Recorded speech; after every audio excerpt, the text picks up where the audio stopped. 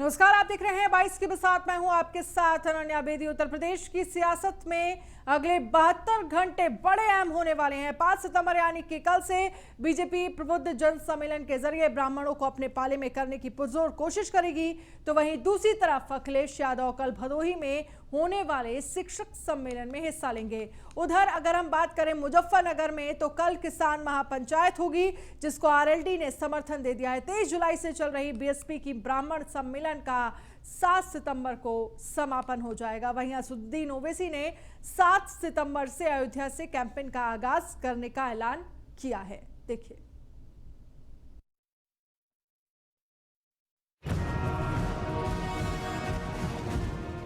UP विधानसभा चुनाव में करीब 5 महीने का वक्त बचा है और सभी पार्टियां जातिगत समीकरण बिठाने में जुट गई हैं।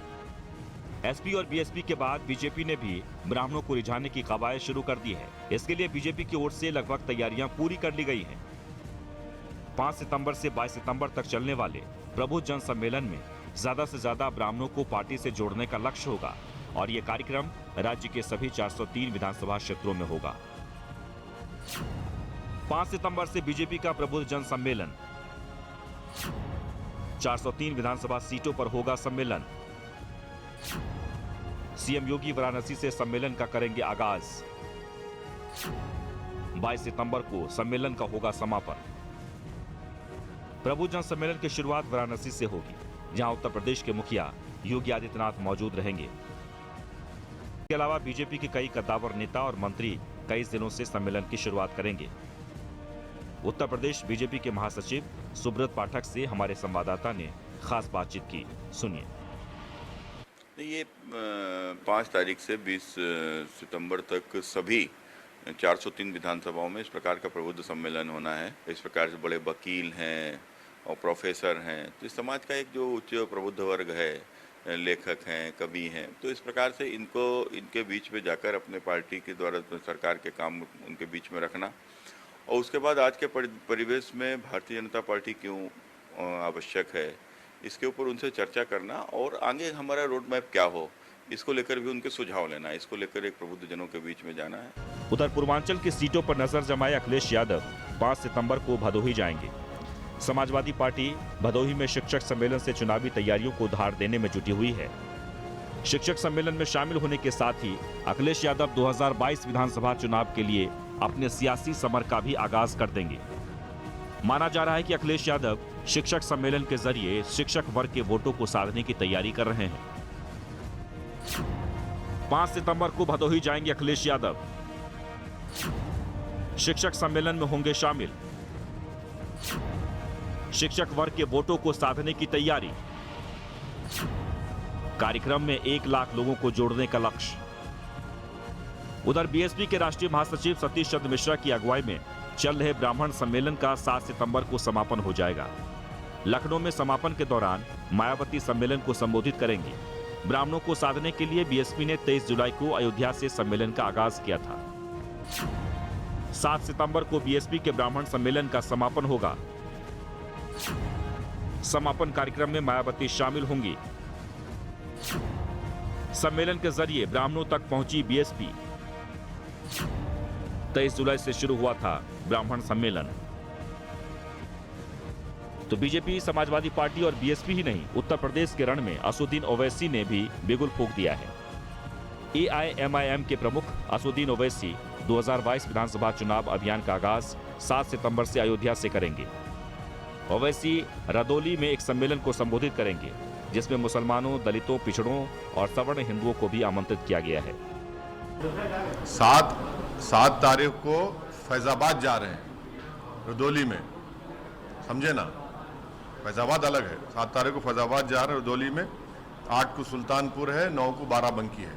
तो अभी तो शुरुआत है, बहुत जगह जाएंगे यूपी में। बुरी बात क्या है, चुनाव आ रहा है, पार्टी को मजबूत करना है, जनता से मुलाकात करना है, जनता के करीब जाना है, जनता को और कॉन्फिडेंस दिलाना है, हमारे पार्टी के केडर को और मजबूत करना है, और विधानसभा के चुनाव में अच्छी तरह लड़के हमारे पार्टी के कैंडिडेट्स को विधायक बनाकर उत्तर प्रदेश विधानसभा में भिजाना है और योगी हुकूमत को हराना है।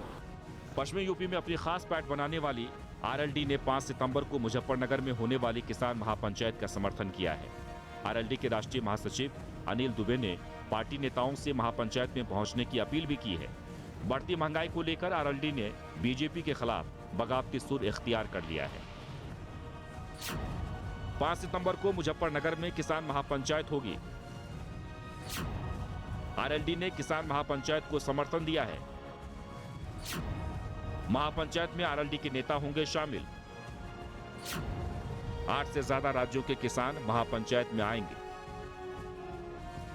लिहाजा उत्तर प्रदेश की सियासत में अगले 72 घंटे बड़े दिलचस्प होने वाले हैं। एक एक कर सभी पार्टियां अपने अलग अलग कार्यक्रमों के जरिए जनता तक पहुंचने की कोशिश में जुटी हुई है। इसमें सबसे खास बात यह है कि ज्यादातर पार्टियां ब्राह्मण वोटों को अपने पाले में करना चाहती हैं। असुद्दीन ओवैसी भी अपने कैंपेन की शुरुआत अयोध्या से करेंगे। इन सब से तो एक बात साफ होती है कि अयोध्या कहीं न कहीं इस बार यूपी चुनाव का सेंटर बनने वाला है। Bureau report, news 1 India. UP में मिशन 2022 की तैयारियों को लेकर समाजवादी पार्टी लगातार यूपी में ग्राउंड पर काम कर रही है। भदोही में 5 सितंबर यानी कि कल सपा का शिक्षक महासभा का सम्मेलन आयोजित हो रहा है, जिसमें शिक्षक महासभा को सपा के राष्ट्रीय अध्यक्ष अखिलेश यादव संबोधित करेंगे। साथ ही 2022 की तैयारियों को लेकर कैसे शिक्षक महासभा को काम करना है उसको लेकर दिशा निर्देश भी देंगे। देखिए रिपोर्ट।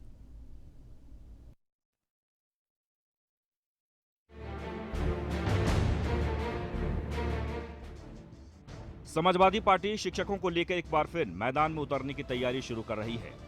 दरअसल कोविड काल में हजारों की संख्या में शिक्षकों ने अपनी जान गंवाई है, लेकिन सरकारी मदद नहीं मिली। शिक्षकों की मौत को लेकर सरकार मानने के लिए तैयार नहीं थी। इस मामले को लेकर विपक्ष लगातार सरकार के खिलाफ हमलावर बनी रही है। इसके अलावा वित्तीय सहायता प्राप्त स्कूलों के शिक्षक पिछले लंबे समय से सैलरी नहीं मिलने से परेशान हैं, जिसको लेकर अब समाजवादी शिक्षक महासम्मेलन के जरिए ग्राउंड पर अध्यापक संघों के साथ सरकार के खिलाफ हुंकार भरेगी। वहीं सपा के इस मुद्दे को लेकर बीजेपी का साफ तौर पर कहना है कि अखिलेश यादव ने कभी किसी का सम्मान नहीं किया है और कोविड काल में निकलकर किसी की मदद भी नहीं की। और अब चूंकि चुनाव है, ऐसे में अखिलेश यादव को सबका सम्मान याद आ रहा है। यह शिक्षकों का सम्मान नहीं है, बल्कि अखिलेश यादव का चुनावी दौरा है। अखिलेश यादव अपनी ही बात का विरोधाभास कर रहे हैं। वो जा रहे हैं, शिक्षकों का सम्मान करना आना भी चाहिए। सपा का तो ये तरीका नहीं रहा। हल्ला बोल की राजनीति करने वाले कब से शिक्षकों का सम्मान करने लगे मुझे नहीं पता। जनता के बीच में जो मैसेज उन्होंने कई बार दिया कि ये टीका नहीं लगवाओ, और खुद भी छुपकर लगवा लिया, कब भी पता नहीं चला। और बाकी तो हर चीज का वो फोटो इवेंट करते हैं। कोरोना टीका भी उनको बताना चाहिए था कि नहीं अब मुझे भरोसा हो गया है देश के इस टीके पे। भारत के रोज इतने करोड़ों टीके लग रहे हैं, हमने तमाम देशों को पीछे छोड़ दिया। और कोरोना पे जिस तरह हमने विजय पाई, और उस कोरोना के आपदा काल में Akhilesh Yadav work from home कर रहे थे और ट्विटर से पार्टी चला रहे थे। आज चुनावी वर्ष आ जाने पर वो निकल कर सम्मान जैसी जो बात वो कहते हैं, मुझे नहीं लगता सपा ने कभी किसी जनता में किसी इस प्रबुद्ध वर्ग का सम्मान किया। जहां एक तरफ भाजपा इसे चुनावी दौरा बता रही है, वहीं कांग्रेस भी इसे चुनावी नजरिए से ही देख रही है।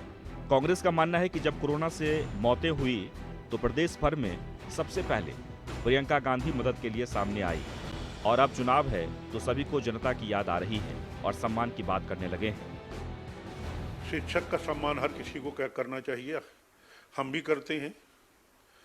कबीरदास जी ने लिखा था, कहा था, जो है आज भी, कि गुरु गोविंद दोऊ खड़े काके लागों पाए, बलिहारी गुरु आपने गोविंद दियो बताए।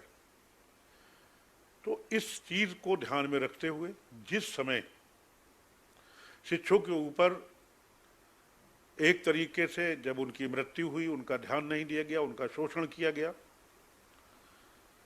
उसी समय कांग्रेस पार्टी की राष्ट्रीय महासचिव, यूपी के संगठन के प्रभारी श्रीमती प्रियंका गांधी वाड्रा जी ने उनकी सुध ली। अब चुनाव नजदीक है तो कल अखिलेश जी जा रहे हैं, परसों कोई और जाएगा। वह समाजवादी पार्टी का कहना है कि बीजेपी को शिक्षकों का सम्मान रास नहीं आ रहा है। समाजवादी पार्टी की परंपरा रही है शिक्षकों का सम्मान करना।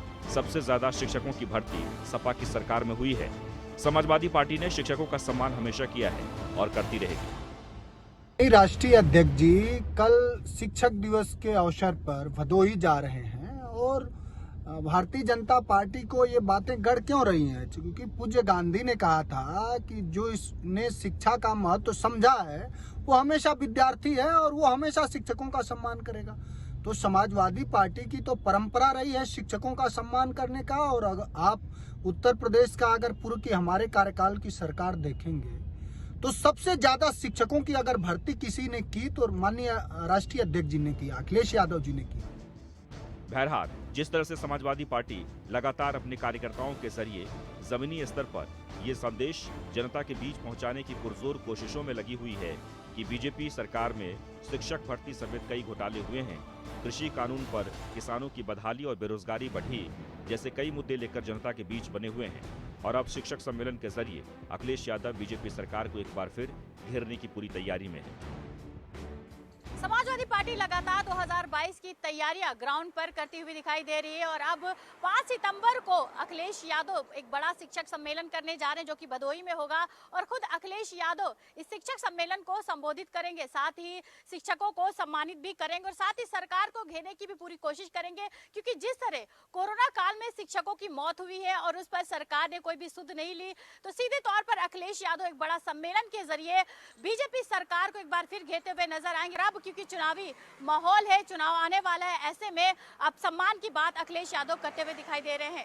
वीडियो जर्नलिस्ट समीर कनकी के साथ Nagma Shaikh, news on India, Lucknow. आगामी विधानसभा चुनाव को लेकर लखनऊ में एक बार फिर कांग्रेस बड़ी रैली की तैयारी शुरू कर रही है। राजधानी के आशियाना इलाके में 2 अक्टूबर को प्रियंका गांधी के नेतृत्व में भव्य रैली निकाली जाएगी, जिसको लेकर कांग्रेस तैयारियों में जुट गई है। देखिए रिपोर्ट।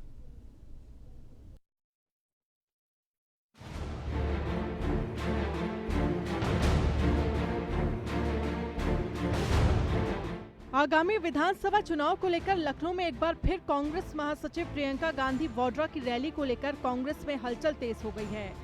दरअसल चुनाव से पहले यूपी में जनता से जुड़ने और अपनी जमीन तैयार करने में जुटी कांग्रेस अपने चुनावी कार्यक्रमों के जरिए लगातार चर्चा में रहना चाहती है। यही वजह है कि राजधानी के आशियाना इलाके में 2 अक्टूबर को रमाबाई अंबेडकर मैदान में प्रियंका गांधी के नेतृत्व में एक बड़ी रैली की तैयारी की जा रही है। किसान के आंखों में आंसू, जो भाग्य विधाता है, जो किसान जो देश के निर्माण में जिसकी भूमिका है, आज वो रो रहा है। उत्तर प्रदेश की जनता में उत्सव है, कांग्रेस कार्यकर्ताओं में उत्सव है। जब जनता तय कर लेती है तो उसके आगे कोई परमिशन की जरूरत नहीं होती है। जनता ने मन बना लिया और जनता चाहती है। आप देखिएगा, रात में अगर दलित की बेटी जलाती जाती तो प्रियंका गांधी ने लड़ाई लड़ी। सोनभद्र में अगर कांड होता है, दलितों पर अत्याचार होता है तो आवाज़ बनी, मगर भारतीय जनता पार्टी में चिन्मयानंद जैसे लोग और कुलदीप सेंगर जैसे लोग पनपे। तो यही कारण है कि अब जुल्म से और इस अत्याचारी सरकार से निजात चाहती उत्तर प्रदेश की जनता, और निश्चित तौर पर प्रियंका गांधी की रहनुमाई में और अजय कुमार लल्लू जी के नेतृत्व में उत्तर प्रदेश में परिवर्तन होगा, ऐसा मैं मानता हूँ। बताया जा रहा है कि इस रैली में करीब 2 लाख कांग्रेस कार्यकर्ता शामिल हो सकते हैं। इस रैली में प्रियंका गांधी, राहुल गांधी समेत कांग्रेस के कई बड़े नेता मौजूद रहेंगे। कांग्रेस के कई बड़े चेहरे भी मंच साझा कर सकते हैं। इस रैली को लेकर कांग्रेस कार्यकर्ताओं में उत्साह भी देखने को मिल रहा है। एयरपोर्ट से प्रदेश कांग्रेस कार्यालय तक जगह जगह प्रियंका और राहुल गांधी के स्वागत के लिए कांग्रेस पदाधिकारियों को जिम्मेदारी सौंपी गई है। कांग्रेस का मिशन 2022, 2 अक्टूबर को कांग्रेस की बड़ी रैली, करीब 2 लाख कार्यकर्ता रैली में होंगे शामिल। प्रियंका गांधी के साथ राहुल गांधी भी रहेंगे मौजूद। कांग्रेस के कई बड़े चेहरे भी करेंगे मंच साझा। बता दें कि प्रदेश में बढ़ती महंगाई और बेरोजगारी को लेकर बीजेपी सरकार के खिलाफ लगातार हमलावर रही कांग्रेस आगामी विधानसभा चुनाव में पूरी ताकत के साथ तैयारी में जुटी हुई है। कार्यकर्ताओं में जोश भरने के लिए प्रियंका गांधी मंच से कार्यकर्ताओं के सवालों का जवाब भी देंगी। प्रियंका गांधी की इस रैली की खास बात यह है कि इसमें यूपी के कई बड़े कांग्रेसी नेता भी आगामी चुनाव को लेकर मंच साझा करेंगे। प्रियंका गांधी के आने की पूरी तैयारी हो रही है। कांग्रेस लगातार कोशिशों में लगी हुई है कि रमाबाई अंबेडकर मैदान में, क्योंकि एक भारी भीड़ इकट्ठा करने में करीब 2 लाख से ज्यादा की भीड़ बताया जा रहा है कि इकट्ठा होगी। कांग्रेस से जो कार्यकर्ता होंगे वो इकट्ठा होंगे और इस रैली में प्रियंका गांधी के साथ ही राहुल गांधी समेत तमाम बड़े चेहरे उत्तर प्रदेश में नजर आएंगे, क्योंकि जो एक जनाधार है कांग्रेस ने खो दी है, उसको वापस पाने के लिए हर मुमकिन कोशिश लगातार प्रियंका गांधी कर रही है। कैमरामैन समीर कनकी के साथ Nagma Shaikh, news on India, Lucknow. वहीं अमेठी जिले के जगदीशपुर विधानसभा क्षेत्र में पहुंची केंद्रीय मंत्री स्मृति ईरानी ने कहा है कि जो काम 70 साल में नहीं हो सके उसे बीजेपी सरकार ने 7 वर्ष में पूरा कर दिया। वर्ष 2014 में जनता से क्या वादा निभाया जा रहा है। इस दौरान केंद्रीय मंत्री स्मृति ईरानी ने जगदीशपुर सीएचसी के ट्रॉमा सेंटर में स्थापित ऑक्सीजन प्लांट का उद्घाटन कर उन्होंने 7 करोड़ 19 लाख की परियोजना का लोकार्पण किया। उन्होंने आमजन को संबोधित करते हुए कहा कि अमेठी मेरा घर है, यहाँ के लोग मेरा परिवार सरीखे हैं। उन्होंने महामारी के दौरान प्रशासनिक व स्वास्थ्य कर्मियों के कार्यों की सराहना की। कहा कि इस दौर में उनके योगदान के लिए मैं उनका अभिवादन करती हूँ। कहा कि संकट काल में लोगों ने जरूरतमंदों को ऑक्सीजन की कमी नहीं होने दी। जिले में 650 बेड का अस्पताल तैयार किया गया।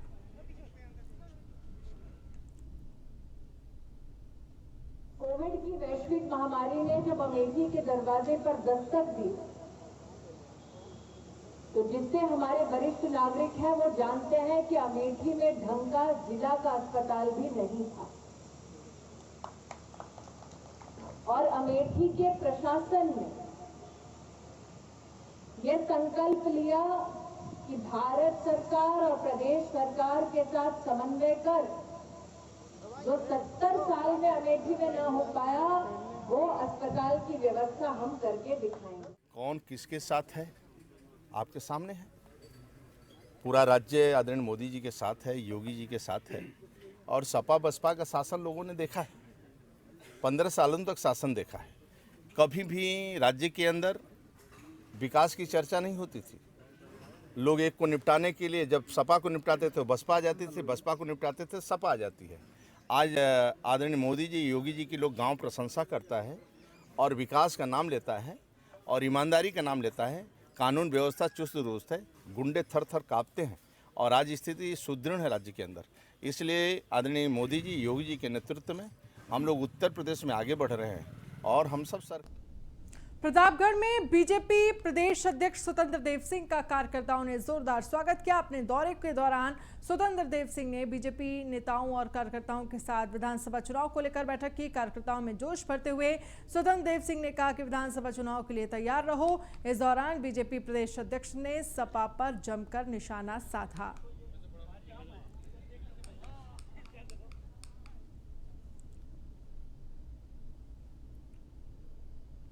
22 की बसात में फिलहाल इतना ही। आप बने रहिए न्यूज़ 1 इंडिया के साथ। नमस्कार।